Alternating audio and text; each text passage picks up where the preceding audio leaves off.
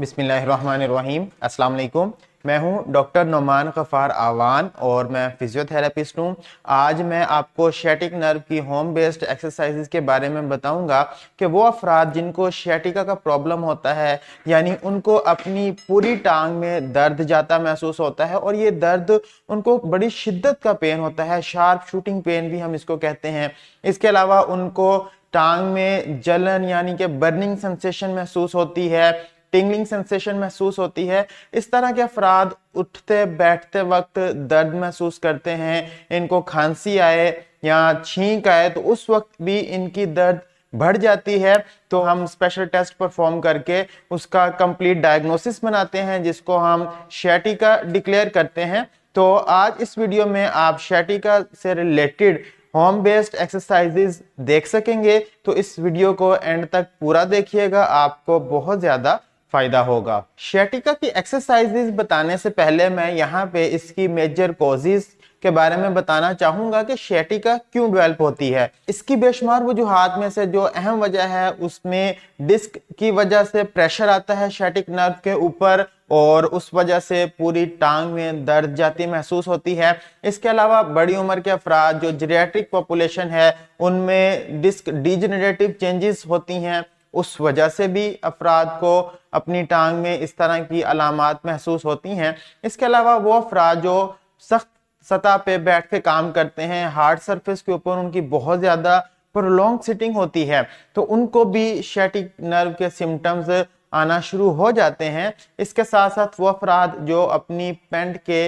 पिछली जेब में बटवा रखते हैं उनको भी शैटिका डेवलप हो सकती है। तो ये वजूहात हैं, अगर हम इनसे अपने आप को महफूज रखें तो हम शैटिका पेन से बच सकते हैं। शैटिक नर्व की कंप्लीट डायग्नोसिस के बाद जो एक्सरसाइजेज हम बताते हैं उसमें पहली ही एक्सरसाइज को हम स्टैंडिंग एक्सटेंशन एक्सरसाइज कहते हैं।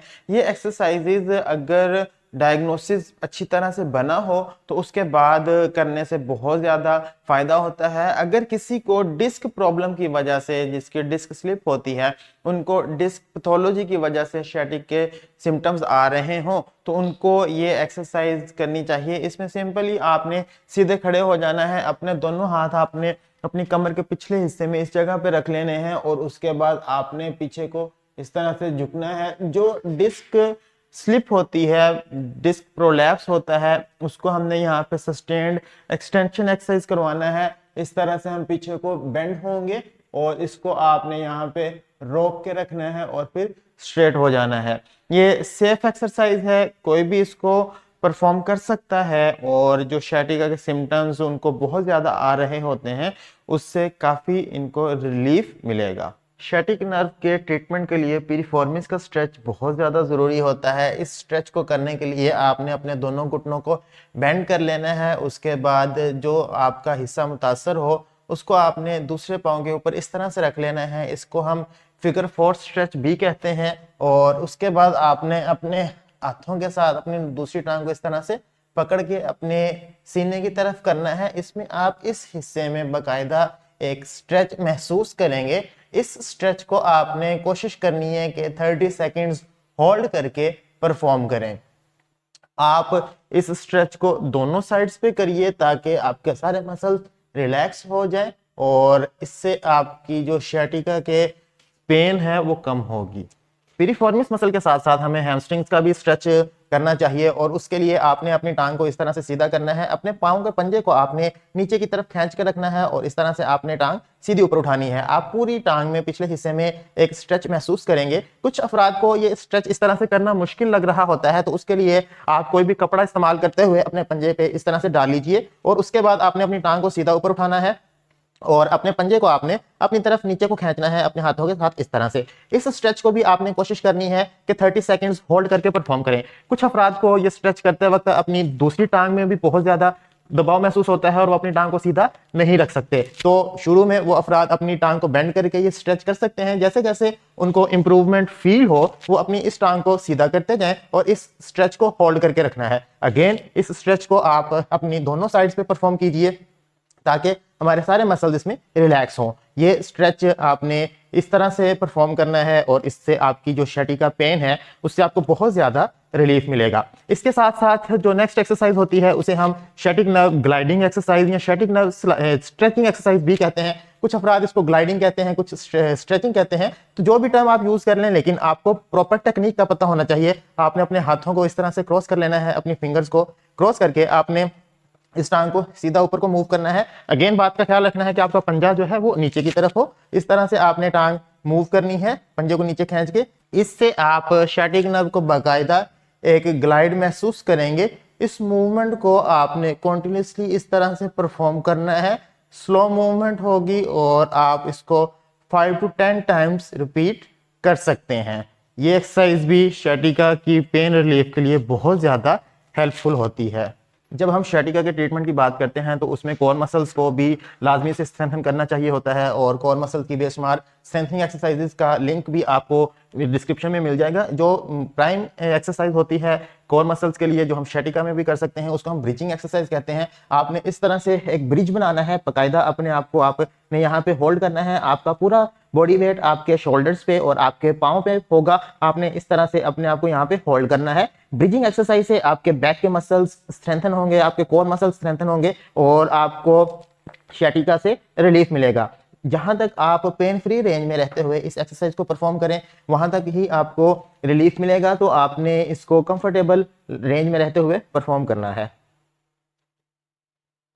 शैटिका का प्रॉब्लम अगर डिस्क की वजह से हो, लंबर प्रॉब्लम्स की वजह से हो, तो उसके लिए कैट काउ स्ट्रेच भी बहुत ज़्यादा अहम होता है। उसके लिए आपने अपने हाथों को इस तरह से प्लेस करना है और उसके बाद आपने अपनी जो लंबर रीजन है, जो आपकी कमर का निचला हिस्सा है, उसको आपने इस तरह से नीचे की तरफ करना है। यहाँ पे आपको बकायदा एक कर्व महसूस होगी और आपने अपना सर ऊपर कर लेना है।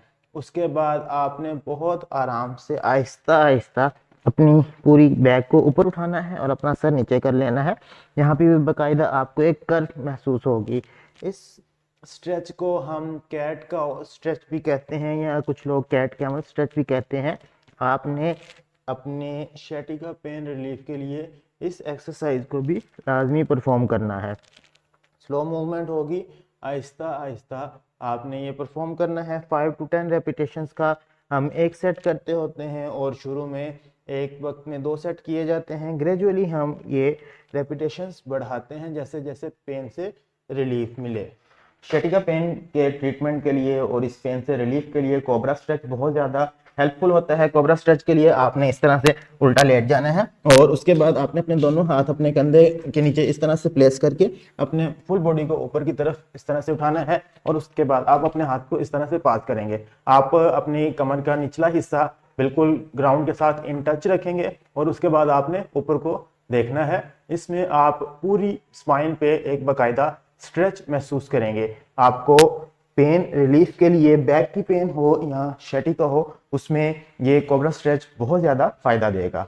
जब हमारे पास क्लिनिक पे पेशेंट आते हैं तो उनकी कंप्लीट हिस्ट्री लेने के बाद स्पेशल टेस्ट परफॉर्म किए जाते हैं, कंप्लीट इन्वेस्टिगेशन की जाती है और उसके बाद उनको हम डायग्नोसिस करते हैं और उसके बाद स्पेशल एक्सरसाइजेज करवाई जाती हैं। पेन को मैनेज करने के लिए हमारे पास क्लिनिक पे बहुत सी मोडेलिटीज़ होती हैं, बहुत सी मशीनें होती हैं जिनका हम इस्तेमाल करते हुए पेशेंट का दर्द कम करते हैं। जब पेशेंट की पेन कम हो जाती है तो उसके बाद फिर हम ये एक्सरसाइजेज परफॉर्म करवाते हैं। तो अगर आप या आपके आसपास ऐसे अफराद जिनका शैटिका बहुत ज़्यादा अरसे से रह रहा है, उनकी दर्द कम नहीं हो रही, तो उनको अपने फिजियोथेरेपिस्ट से एक दफ़ा ज़रूर कंसल्ट करना चाहिए। अगर आप हमारे पास क्लिनिक पे तशरीफ़ लाना चाहते हैं तो आप नीचे दिए गए नंबर पर रब्ता करके हमारे पास क्लिनिक पे आ सकते हैं। मैं उम्मीद करता हूं कि आपको आज की वीडियो पसंद आई होगी। आप कोई बात पूछना चाहते हैं या अपना फीडबैक देना चाहते हैं तो कमेंट्स में ज़रूर लिखिएगा और ये वीडियो उन अफराद से ज़रूर शेयर कीजिएगा जिनको इसकी ज़रूरत हो। अपना और अपने प्यारों का बहुत सारा ख्याल रखिए, दुआओं में याद रखिएगा। अल्लाह हाफिज़।